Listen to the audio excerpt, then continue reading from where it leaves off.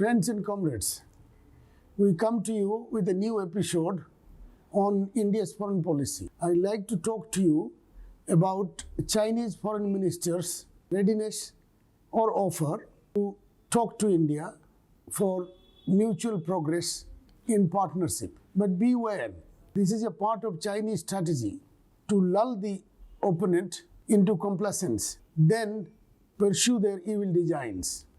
This has been the story of India-China relations for several decades, going back to the infamous, embarrassing and humiliating war in 1962. Remember Hindi Chini Bhai Bhai Bonhomi? While we were carried away with such slogans, China invaded India. Their offer for talks is like saying, we are ready to talk as much as you can, but we will grab your land. After Galwan in June 2020, where sadly we lost our soldiers, we had Tawang in December 9. China penetrated into our territory to grab our land, to wrest the post from Indian control.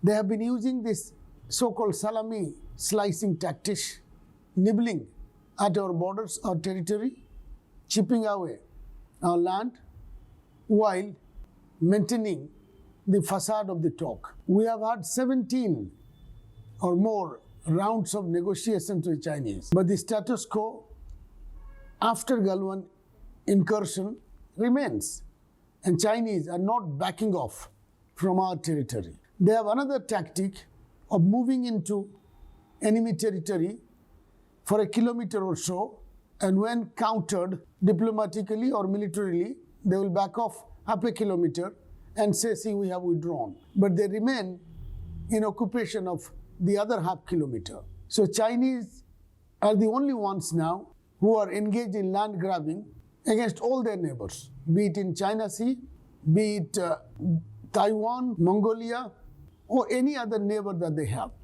We have been warned by our own intelligence, and it has come out prominently in a book written by a former senior intelligence officer, that he had warned the Indian government in 1999, as he was warned or advised by the former Bhutanese king, the father of the present king, that China has aggressive designs on India. The Bhutanese king was saying they had several rounds of negotiation with China, and they got the vibe that Chinese have evil intentions against both Bhutan and India. We have to be extremely careful in dealing with China. Some of us have commended the present government and their foreign policy in redefining several areas, except on China. China, they do not seem to have a comprehensive strategy, and they seem to be fumbling. So this is the wake-up call in Tawang. We need to be prepared to face the Chinese. We should be diplomatically nice and talking to them, but preparing for a showdown, and more than one showdown with the Chinese, economically, militarily, diplomatically, and otherwise, for which we need strategic partners. That is the topic of another episode. Thank you.